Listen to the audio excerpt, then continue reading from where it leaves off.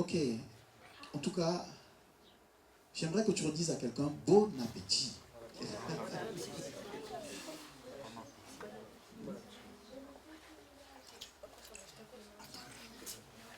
Notre esprit va être nourri. Quand nous venons dans la présence de Dieu, le Seigneur pense à nourrir notre esprit. Et c'est important. De la même manière que nous nourrissons notre chair, il faut que l'esprit soit nourri parce qu'on est né d'esprit. Alléluia. Un jour, on est né de chair. Donc, comme tu es né de chair, eh ben, tu as besoin de manger tous les jours, nourrir ta chair. Mais une fois que tu es né d'esprit, tu as besoin de manger la parole. Il dit, je me tiens à la porte et je frappe. Si quelqu'un entend ma voix, il ouvre, j'entrerai, je ferai quoi? Je souperai avec lui, je mangerai avec lui, et lui mangera avec moi. Et c'est pour manger quoi? C'est pas le... Quand Jésus vient dans notre vie, c'est pour manger la parole avec nous. Et c'est une grâce que Jésus s'assied à table avec toi. Plus que le président Macron, plus que le président Obama ou tout ce que vous voulez. Il s'assied avec nous et il mange avec nous. Là où les hommes ne veulent pas manger avec nous, lui se pose avec nous. C'est une grâce. Parce que nous avons de la valeur et du prix à ses yeux. Est-ce que tu peux dire que quand tu as de la valeur et du prix aux yeux de Dieu? Tu as de la valeur et du prix aux yeux de Dieu. Amen, amen, amen. Même si on te dit que tu ne vaux rien, tu n'es pas capable, tout ce qu'on veut, mais Dieu sait que tu as du prix. Et c'est pour cela qu'il est mort pour toi à la croix. Donc, ce matin, alors je ne vais pas être lent, parce que, il est quelle heure? Il est 17. On est toujours dans Matthieu. Hein? Donc, on va quand même continuer une petite lecture dans Matthieu, chapitre 9, versets 16 à 17. Matthieu, chapitre 9. On en a parlé un tout petit peu dimanche dernier. Et le dimanche d'avant aussi. Le serviteur de Dieu nous avait exhorté sur suivre Jésus, toujours sur ce passage de Matthieu. Donc nous lisons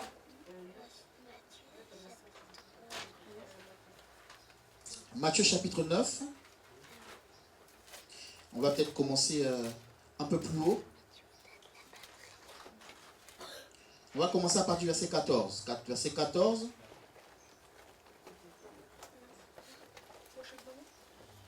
Jusqu'au verset 17. Quelqu'un peut lire avec un micro pour que nous puissions enregistrer normalement.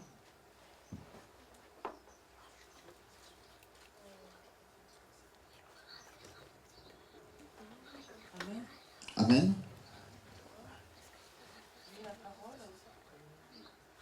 J'ai la parole dans Matthieu 9, à partir du 14 jusqu'à 17. Alors les disciples de Jean vinrent auprès de Jésus et dirent: pourquoi nous et les pharisiens jeûnons-nous, tandis que tes disciples ne jeûnent point? Jésus leur répondit: les amis de l'époux peuvent-ils s'affliger pendant que l'époux est avec eux? Les jours viendront où l'époux leur sera enlevé, et alors ils jeûneront. 16.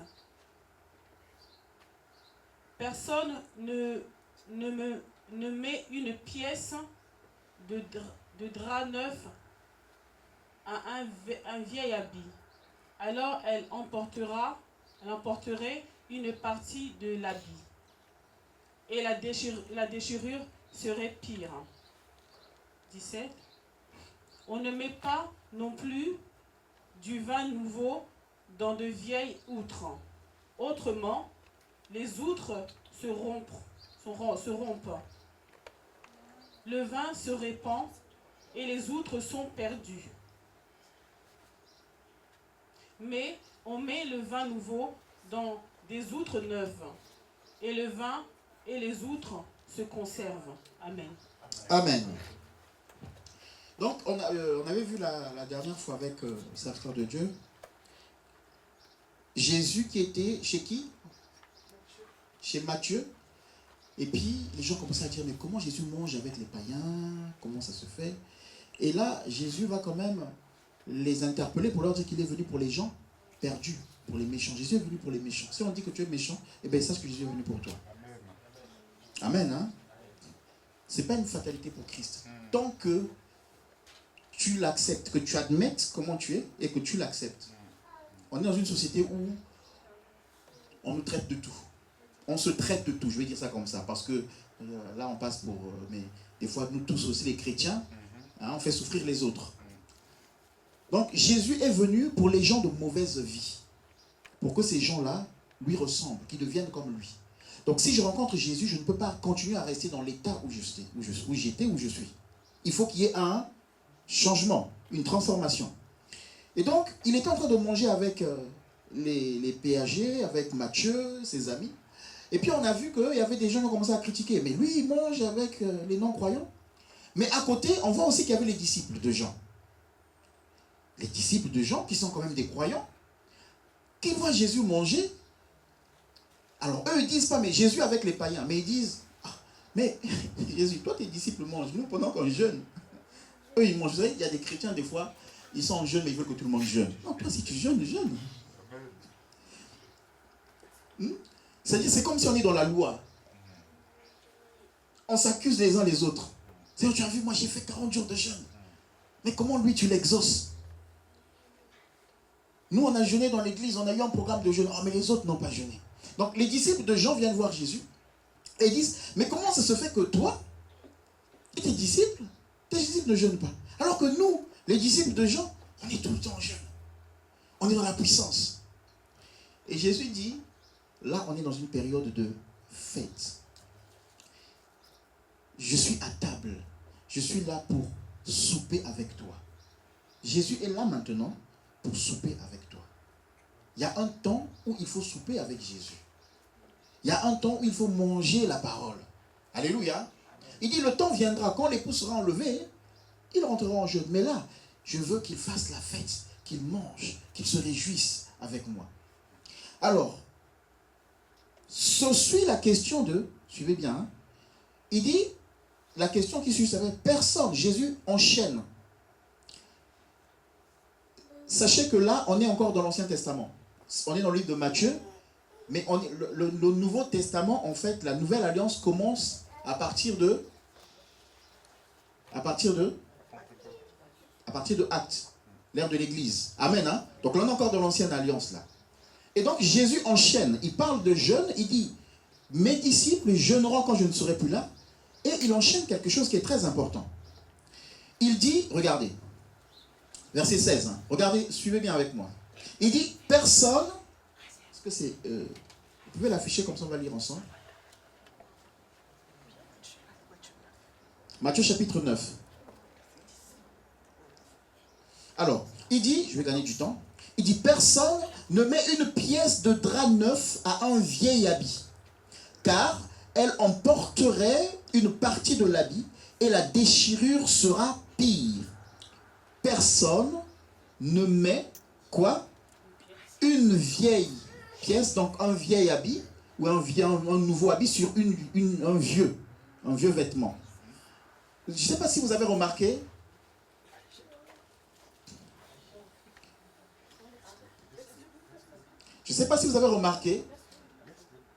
bon, pour ceux qui ont connu la galère, hein, ceux qui ont connu la galère, qui ont eu un vêtement qu'ils ont porté toutes les semaines, ceux qui ont eu 2 pantalons,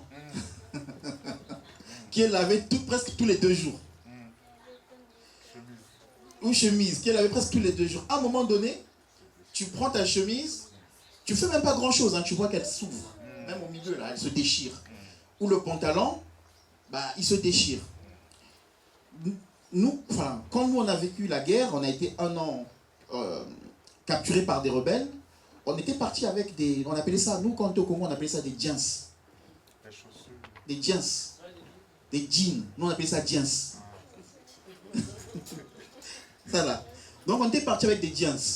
Des jeans costauds. Au bout d'1 an, il n'y avait pas de savon, hein. On lavait les vêtements avec des feuilles. Il y avait certaines feuilles qui sortaient de la mousse. Bon, les villageois, parce que c'était la guerre avec rien. Alléluia. Ah, c'est intéressant. Du vin nouveau pour mettre dans quoi? Dans de vieilles outres. Alors, encore une fois de plus, quand j'étais au village, j'ai appris ce que c'est le vin de palme. Le vin de palme là, ça rigole pas.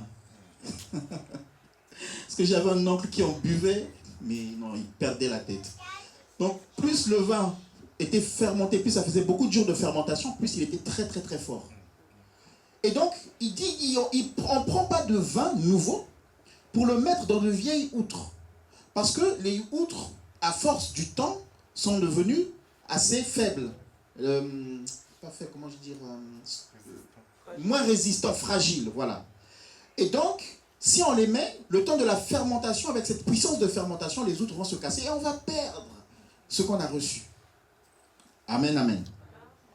Pourquoi il dit ça? Parce que les disciples ici, de Jean, ne comprennent pas que Jésus est venu pour quelque chose de nouveau. Eux, ils voient Jésus qui va rafistoler, qui va coudre l'ancien et le nouveau. Et des fois, dans nos vies, nous voulons que Jésus vienne coudre notre ancienne vie avec la nouvelle vie. On veut adapter notre ancienne vie à la nouvelle vie où nous marchons avec Dieu. Les Juifs avaient une culture qui venait de Dieu. Amen, hein? Ils avaient une culture qui venait de Dieu. Et cette culture était basée sur quoi? Qui sait sur quoi c'était basé? Moi, je vais vous faire intervenir aussi. Elle était basée sur quoi? En termes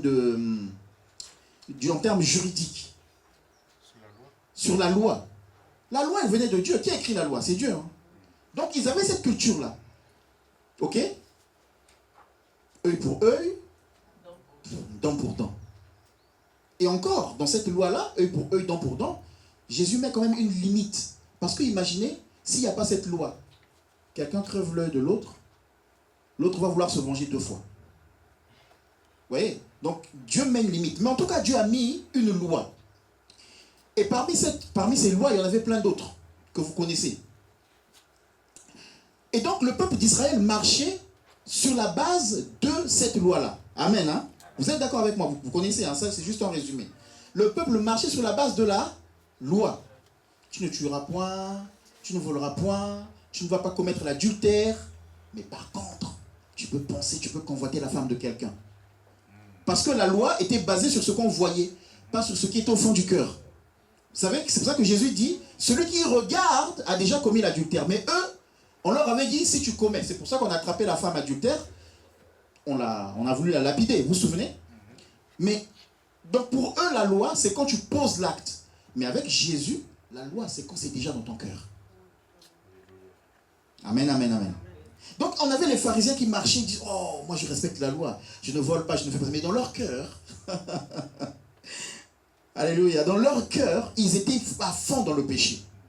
Donc Jésus vient, il dit, avant on vous avait dit que si tu commets l'adultère, mais moi je vous dis que celui qui regarde a déjà commis l'adultère. Donc c'est déjà dans la pensée, c'est déjà ici, dans la réflexion. Quand tu penses à quelque chose et que tu le rumines dans tes pensées, même si tu n'as pas posé l'acte, tu as déjà commis.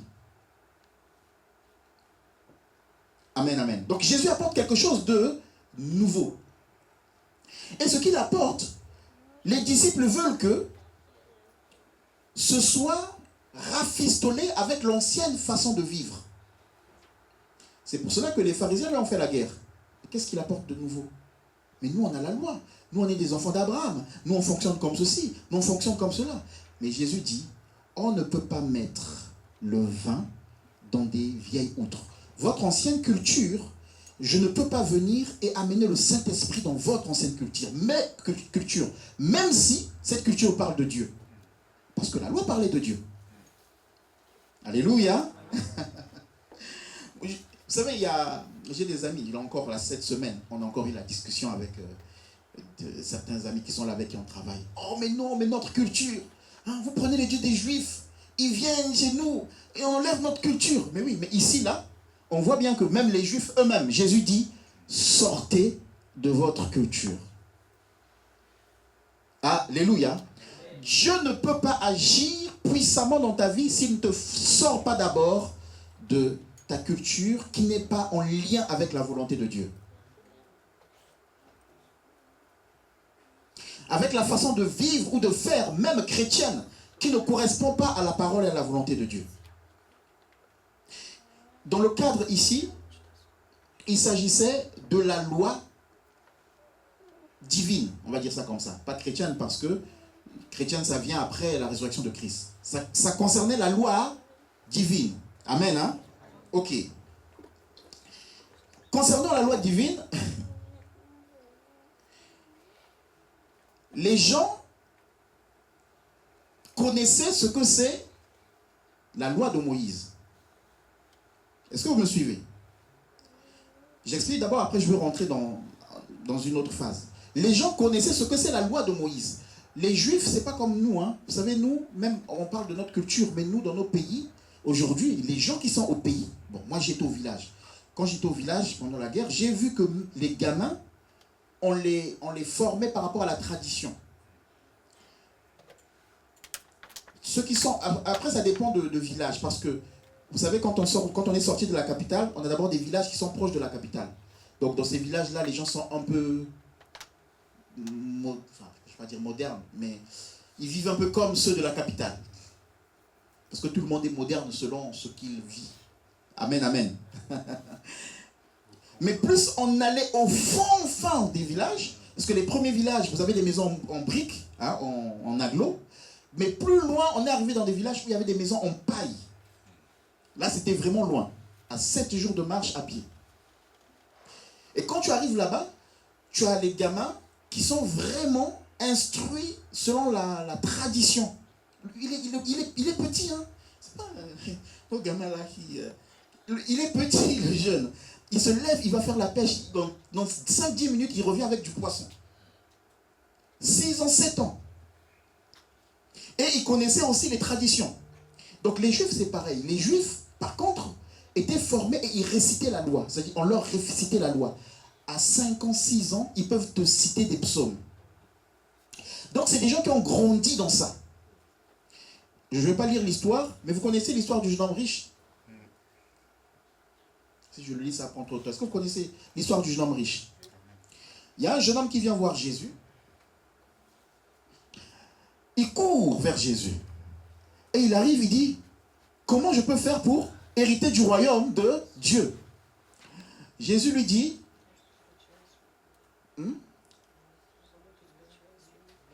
oui, avant ça,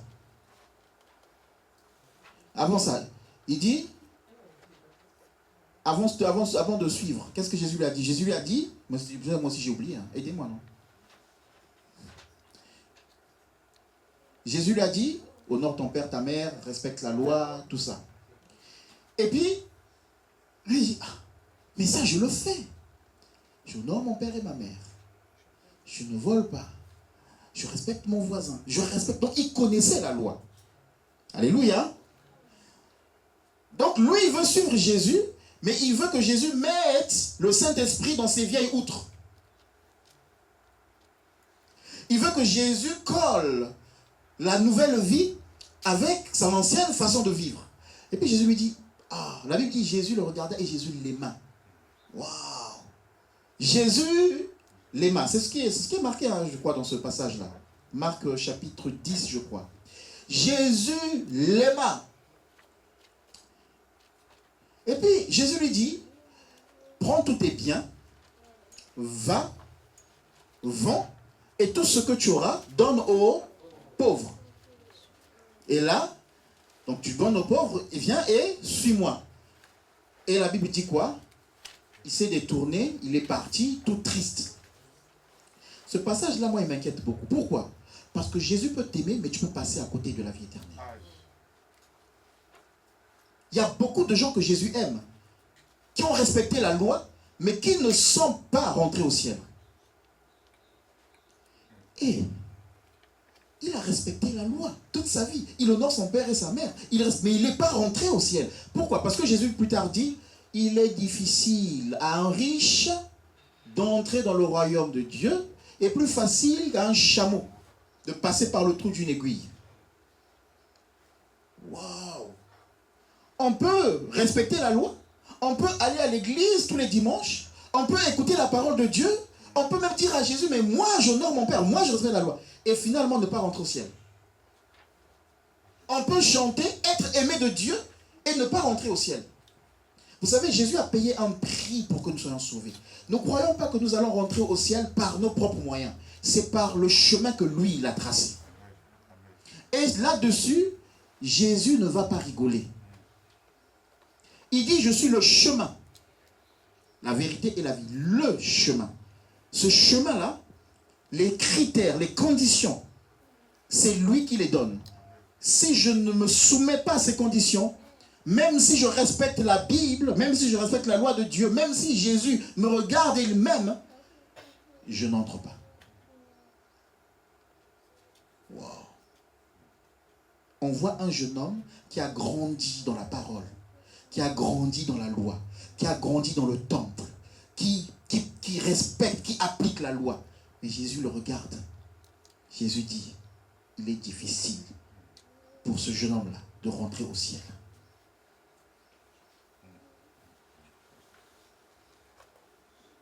Je refuse que ce soit une parole pour nous ici, là. Qu'il est difficile pour quelqu'un ici d'entrer au ciel. Ça, c'est ta décision à toi. Ça veut dire que il peut y avoir un chrétien ou un croyant ou une personne qui a grandi dans la culture chrétienne, mais qui n'a jamais accepté de rentrer par le chemin que Jésus a tracé. Il y a des personnes qui sont nées dans l'église, qui ont grandi dans la parole, ils écoutaient la parole, surtout chez nous au Congo. Dès que tu sors, il y a une église ici. Tu passes là. Donc en plus là-bas, ça rigole. Je parle souvent avec l'ancien chauffeur à mon père. Quand je parle avec lui, il habite à côté d'une église. Je dis, ah, non, en France, on est bien. Hein. Il y a le son qui vient de l'autre côté de l'église. Oh non. Il dit, j'arrive même pas à dormir. L'après-midi, 15 heures. Non, franchement, on abuse quand même. Hein.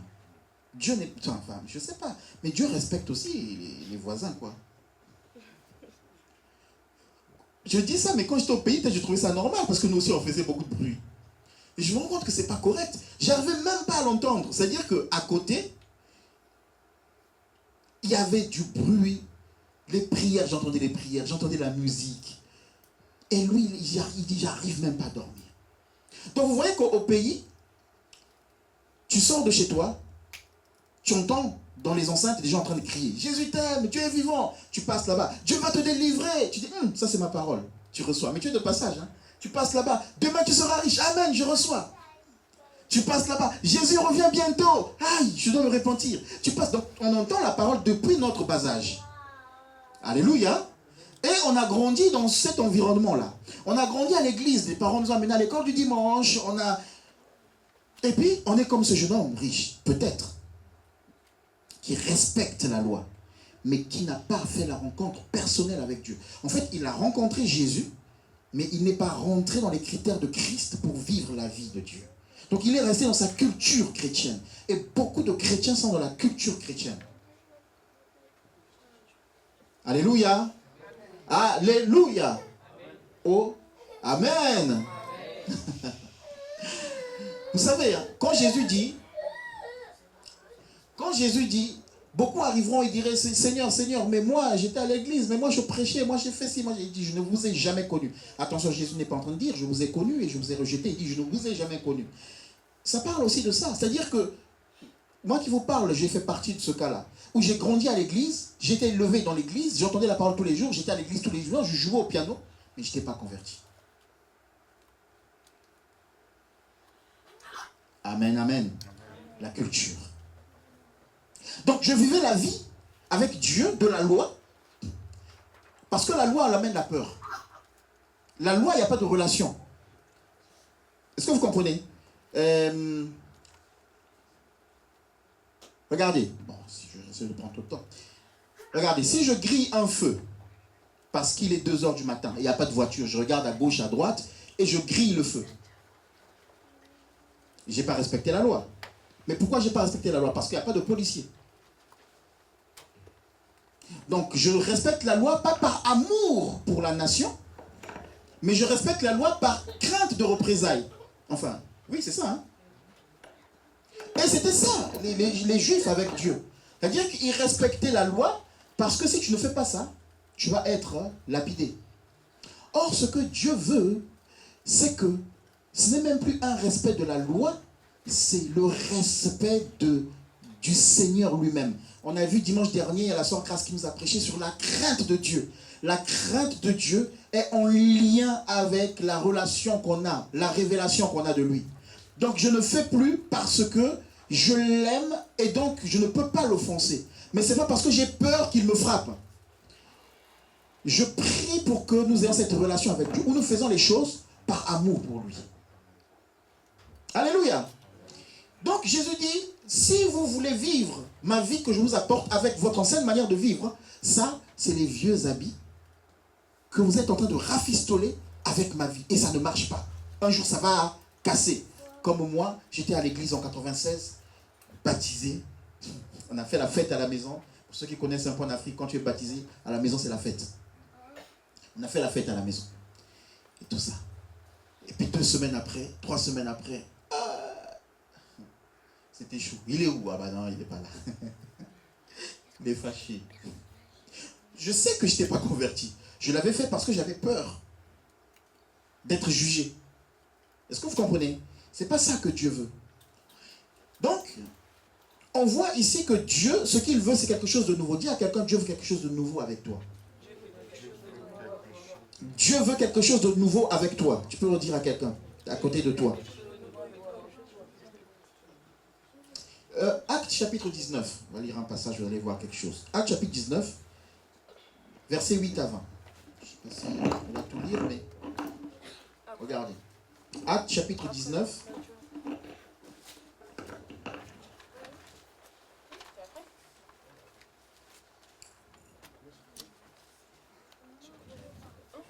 Attends. Oui, on y va. On va prendre ça. Acte chapitre 19, versets 8 à 20. Rapidement, si on peut le lire vite, s'il vous plaît. Alors, je vais lire. Acte chapitre 19.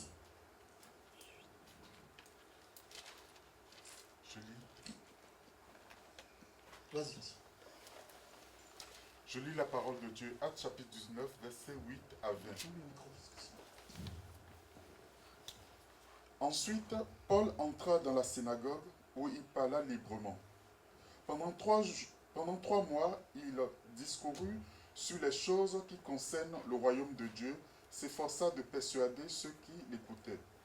Mais comme quelques-uns restaient endurcis et incrédules, décriant devant la multitude la voix du Seigneur, il se retira d'eux, sépara les disciples et enseigna chaque jour dans l'école d'un nommé Tyrannus.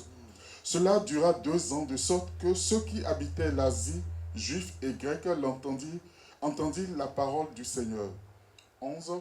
Et Dieu faisait des miracles extraordinaires par les mains de Paul, au point qu'il appliquait sur les malades les linges ou les mouchoirs qui avaient touché son corps, et les malades les quittaient, et les maladies les quittaient, et les esprits malins sortaient. Quelques exorcistes juifs ambulants essayaient d'invoquer sur ceux qui avaient des esprits malins le nom du Seigneur Jésus en disant « Je vous en conjure par Jésus que Paul prêche ». Ceux qui faisaient cela étaient 7 fils de Séva, juifs, l'un des principaux sacrificateurs. L'esprit malin leur répondit « Je connais Jésus et je sais qui est Paul, mais vous, qui êtes-vous » Et l'homme dans lequel était l'esprit malin s'élança sur eux, se rendit maître de 2 d'entre eux et les maltraita de telle sorte qu'ils s'enfuirent de cette maison nus et blessés. Cela fut connu de tous les Juifs et de tous les Grecs qui demeuraient à Éphèse, et la crainte s'empara d'eux tous, et le nom du Seigneur Jésus était glorifié. Plusieurs de ceux qui avaient cru venaient confesser et déclarer ce qu'ils avaient fait. Et un certain nombre de ceux qui avaient exercé les arts magiques, ayant apporté leurs livres, les brûlèrent devant tout le monde. On en estima la valeur à 50 000 pièces d'argent. Verset 20, c'est ainsi que la parole du Seigneur croissait en puissance et en force. Amen. Amen. Amen. Vous avez suivi l'histoire, hein? Regardez, il est dit que Paul et Barnabas sont restés et ils ont enseigné chez Tyrannus pendant 2 ans. C'est ce qu'on appelle souvent l'école de Tyrannus, tout ça. Pendant 2 ans, ils ont enseigné. Et pendant qu'ils enseignaient, la Bible dit qu'ils opéraient des miracles. Les gens oublient que dans l'enseignement, il y a le miracle. Et donc, il y avait des miracles. À Éphèse, Paul a continué à travailler. Et on a vu ici que pendant qu'il faisait des miracles, il chassait des démons. Il y avait des Juifs qui, eux aussi, commençaient à chasser des démons au nom de Jésus. Et il y avait les fils de Sheva. Eux aussi, ils ont dit, ok, il y a quelqu'un qui est possédé. On va aller le délivrer. Et ils ont commencé à chasser les démons sur cette personne-là qui était possédée. La Bible précise que leur père était quoi? Sacrificateur. Donc, ces enfants-là ont grandi dans la loi. Est-ce que vous comprenez?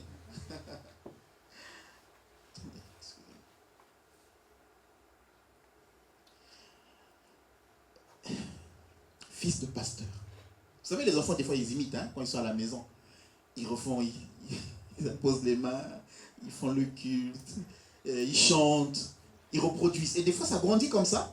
Un enfant a grandi dans cet environnement et ben, il continue. Et puis, il va à l'église, peut-être il va prêcher. Et les gens, quand ils voient, waouh! Mais en fait, il n'a pas fait de rencontre personnelle avec Dieu. C'est juste qu'il a grandi dans cette atmosphère-là et il s'est prêché, il s'est chanté, il s'est prié, il sait reciter des versets bibliques. On le voit avec nos enfants. Et d'ailleurs, il y a des vidéos sur Internet où vous voyez des gamins. C'est quoi? Je crois que c'est 7 ans, hein, 5 ou 6 ans. 7 ans. Hein, en costume, aux États-Unis là. Un petit là qui prêche, en plus il prend le mouchoir. Tu dis, ah, le petit là vraiment. Mais il mime encore. C'est une bonne chose. Hein? Je préfère qu'il fasse ça qu'il aille faire autre chose. Mais il mime encore. Il faut surveiller, il faut veiller sur lui parce qu'il faut qu'il vive la rencontre avec Dieu. On a vu les jeunes enfants là qui chantaient Proclams. Hein? Je ne sais pas si vous connaissez le clip Proclams. Les gamines, on les voyait, mais on les exposait trop. C'était encore des enfants. Aujourd'hui, elles nous ont édifiés quand même, hein, ces chants-là. Voilà. Mais aujourd'hui, on les voit. Elles sont aux États-Unis, je crois, maintenant. Hein. C'est grave ce qu'elles sont devenues. Donc, les fils de Sheva, là, ont grandi dans la culture de la religion, dans la culture de Dieu. Comme nous, hein, chez nous, on connaît. Tu peux dire le gars au pays, un escroc. Il n'y a pas que là, même, j'ai eu affaire à je ne vais pas dire parce que j'ai eu affaire à quelqu'un, ça fait pas longtemps. Il dit, moi, je suis croyant. Mais le gars est en train de m'escroquer. Tu peux me faire confiance, tiens. Moi, ma main, quand tu la serres, Dieu seul nous voit. Ah, il m'a bien roulé. Hein. Nous, quand quelqu'un dit seulement Dieu, le cœur s'ouvre. Et donc, on a des gens comme ça. C'est-à-dire que, oh, mais Dieu va te bénir, mon frère. Donc, quand tu l'entends, tu dis, ouais, lui là, vraiment, c'est le cœur de Dieu. Non, il a grandi dedans. Il a grandi. Donc, les fils de Sheva ont grandi dedans. Et maintenant, ils n'ont pas compris que pour faire l'œuvre de Jésus, on ne peut pas faire l'œuvre de Jésus avec les vieilles outres. Avec le vieux linge. Là, il faut être nouveau. Il faut naître de nouveau. Il faut changer. Ce n'est pas parce que je suis fils de sacrificateur, que j'ai grandi dans la maison du sacrificateur, que je peux maintenant associer la vie de Jésus, comme je vois des miracles, et moi aussi faire des miracles. Non, il faut que tu te convertisses d'abord. Ils ont commencé à imposer les mains. La Bible dit que c'est des fils de sacrificateurs. Et le démon a dit quoi? Oh, moi je connais Jésus. Je sais qui est Paul. Paul est converti. Vous savez pourquoi le démon dit ça? Pourquoi Paul est converti? Je vais le voir tout à l'heure. Le démon dit, je connais Paul. Je connais qui est Jésus. Mais vous, vous êtes qui? Vous savez, des fois qu'on est là au culte, Seigneur, ah, Seigneur, Seigneur. Ouh là, regarde. Est-ce que tu as fait le pas avec Dieu? Le point de départ, la nouvelle naissance?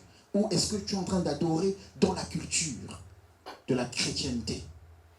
Alléluia. Alléluia. Quelque chose de nouveau Dieu veut créer. Et si vous lisez, on ne va pas le lire, je vais quand même le lire, puis je vais m'arrêter là. Acte chapitre 21, comme ça vous allez comprendre. Pourquoi le démon dit, je connais Paul? Acte chapitre 21, regardez ce que Paul est en train de dire. Actes chapitre 21. Je vais juste lire les paroles de l'apôtre Paul. Actes chapitre 22, pardon. Actes chapitre 22, regardez ce que Paul est en train de dire. Donc Paul est arrêté à Jérusalem. En plus, il avait été averti. Il est arrêté à Jérusalem parce qu'il prêche la parole. Et là, il doit se défendre. Regardez ce qu'il dit. Il dit, je suis, verset 3, je suis juif, né à Tars, en Cilicie. Mais j'ai été élevé dans cette ville-ci et instruit au pied de Gamaliel, dans la connaissance exacte de la loi de nos pères, étant plein de zèle pour Dieu, comme vous l'êtes tous aujourd'hui. Ah, Paul dit, j'ai été élevé dans cette culture, dans la loi, au pied de Gamaliel. Attention. Il a grandi dans cet environnement de la loi, de la parole de Dieu. Mais en fait, il était à côté de la plaque. Waouh. Ou, autrement dit, dans une certaine dispensation, il était dans ce que Dieu voulait. Mais maintenant, Dieu veut une nouvelle naissance. Et regardez ce qu'il dit. Il dit, j'ai persécuté à mort cette doctrine, liant et mettant en prison hommes et femmes. Donc, à cause de sa foi en Dieu, il a persécuté la doctrine qu'il est en train de défendre là, pour laquelle on le persécute. Je ne sais pas si vous suivez ce que j'ai envie de dire. Là, il est en train de témoigner parce qu'il s'est converti. Et maintenant qu'il s'est converti, il dit, mais moi aussi j'étais comme vous. J'ai été élevé dans la loi. Mais qu'est-ce que j'ai fait? J'ai même persécuté des gens. Et si vous lisez la suite, j'ai même été à Damas. Mets la suite là, on va le lire ensemble. Regardez. Verset 4. J'ai persécuté à mort cette doctrine, donc la doctrine de Jésus, liant et mettant en prison hommes et femmes. Verset 5. On y va. Le souverain sacrificateur et tout le collège des anciens m'en sont témoins. J'ai même reçu des lettres pour les frères de Damas, où je me rendis afin d'amener liés à Jérusalem ceux qui se trouvaient là et pour les faire punir. Continue. Comme j'étais en chemin et je m'approchais de Damas, tout à coup, vers midi, une grande lumière. Donc là, il explique maintenant comment il s'est converti. Vous voyez, non? Comment il est passé de la loi, croyant de la loi. On ne va pas le lire, vous connaissez l'histoire de Paul. Il a vu une lumière, Jésus lui a parlé, il s'est converti. C'est ça qu'il explique là. Donc il explique qu'il y a eu un nouveau départ. Lui qui était quelqu'un d'instruit dans la loi, formé par Gamaliel, il dit, il y a eu un nouveau départ, un jour. Donc ce n'est pas un rafistolage. Il n'a pas pris le vin nouveau pour mettre dans de vieilles outres. Il n'a pas pris le vêtement nouveau de Jésus pour l'attacher à la loi. Alléluia. Est-ce qu'il y a eu quelque chose de nouveau dans nos vies? Alléluia. Est-ce qu'il y a eu quelque chose de nouveau dans nos vies? C'est pour ça que le démon dit, je connais Paul. Parce que le démon sait qu'un jour, Paul s'est converti. Paul a changé de voie. Paul n'a pas mélangé. Vous savez, il y a des gens. Je suis pasteur, on va aller prier pour une délivrance. Bon, là, ces derniers temps, je suis en programme. Donc, je ne peux pas. On va prier pour la délivrance de quelqu'un. Moi, je ne pose pas les mains n'importe comment. Il sait au fond de lui qu'il a peut-être fait un mélange. Dieu veut qu'il y ait un nouveau départ. Est-ce que tu peux dire à quelqu'un, Dieu veut qu'il y ait un nouveau départ? Dieu veut qu'il y ait un nouveau départ. Alléluia. Nous avons grandi tous dans la religion. On a tous grandi dans le christianisme. Mais Dieu veut qu'il y ait une rencontre, un nouveau départ. Et quand il n'y a pas de nouveau départ, on voit des chrétiens qui servent Dieu et qui font beaucoup de bêtises. Et l'église est critiquée. Parce que, alors, on peut faire des bêtises, encore une fois de plus. Mais celui qui tombe, il se relève. Alléluia. Quand on ne se relève pas, quand on ne se répand pas de nos fautes, on est une pierre d'achoppement pour l'église. Pour les autres. Alléluia. Et donc, Dieu veut qu'il y ait un nouveau départ. Le vin nouveau que Dieu veut te donner, il veut d'abord, alléluia, que toi, tu sois quelqu'un de nouveau. C'est pour ça qu'il dit, je suis venu et j'ai fait de toi une nouvelle créature. Les choses anciennes sont passées. Même Adam a été créé nouveau. Adulte, mais nouveau. Il n'était pas bébé, adulte, mais nouveau. Et quand nous naissons de nouveau, nous devenons une nouvelle créature avec un nouveau départ, une nouvelle vie. Donc Jésus ne veut pas qu'on mélange avec nos traditions. Alléluia. Merci Seigneur, parce que nous avons tous grandi dans la culture chrétienne. Mais c'était une préparation pour qu'un jour je dise, ah Seigneur, maintenant, j'abandonne ça. Maintenant, je te suis. Pas parce que les gens me regardent, pas parce que mes parents me regardent, pas parce qu'on attend que je fasse ça, mais parce que j'ai été rencontré toi. Et ma vie, c'est d'abord avec toi et devant toi. Dans le nom de Jésus-Christ. Alléluia. Est-ce qu'on peut prier pour nos cœurs? Est-ce qu'il y a quelqu'un qui veut faire une rencontre réelle avec le Seigneur? Est-ce qu'il y a quelqu'un ici qui veut faire un nouveau départ avec Jésus? Avant qu'on ne prie. Est-ce qu'il y a quelqu'un que Jésus a préparé? Parce que Dieu nous prépare. Ces temps-là, c'est des temps de préparation. Est-ce qu'il y a quelqu'un que Dieu a préparé et qui veut faire une rencontre avec le Seigneur ce matin?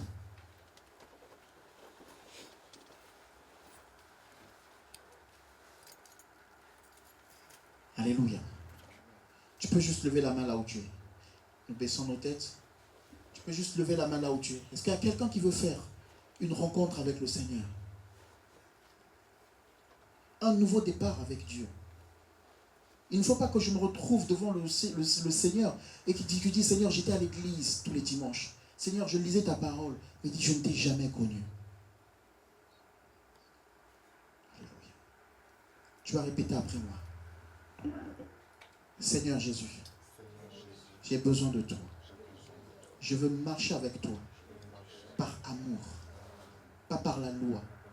Je ne veux pas mélanger ce que j'ai appris, qui ressemble à ta parole, mais qui ne l'est pas. Je veux naître de nouveau, pour vivre un nouveau départ avec toi, une nouvelle vie, dans le nom de Jésus. Alors je te demande pardon. Pardon pour ma rébellion. Pardon pour la marche que j'ai eu à mener, qui semblait te ressembler, qui semblait te plaire, comme l'apôtre Paul pouvait persécuter les chrétiens. Il était sincère, mais dans l'erreur. Seigneur, j'ai peut-être été dans l'erreur, même sincèrement. Alors je te demande pardon. Purifie-moi, Seigneur. Lave-moi de tous mes péchés. Restaure-moi, Seigneur. Change-moi. Ce matin, viens dans ma vie. Crée en moi un esprit nouveau. Je veux être renouvelé. Que quelque chose de nouveau commence aujourd'hui. Une alliance nouvelle. Une vie nouvelle. Une marche nouvelle. Dans le nom de Jésus-Christ. Prends toute la place dans mon cœur et dans ma vie. Je veux que tu deviennes mon Seigneur et mon Sauveur. Que tu remplisses mon cœur de ton amour. Afin que je te suive par amour. Pas par peur. Dans le nom de Jésus-Christ. Saint-Esprit, je te laisse le contrôle de ma vie. Prends le contrôle de ma vie. Je m'abandonne à toi. Aide-moi dans mes faiblesses à être victorieux. Parce que c'est toi qui donnes la victoire. Car tu as tout accompli. Dans le nom de Jésus-Christ. Est-ce qu'on peut élever la voix tous ensemble? Priez, prie pour toi-même. Élevons tous la voix ensemble et prions le Seigneur.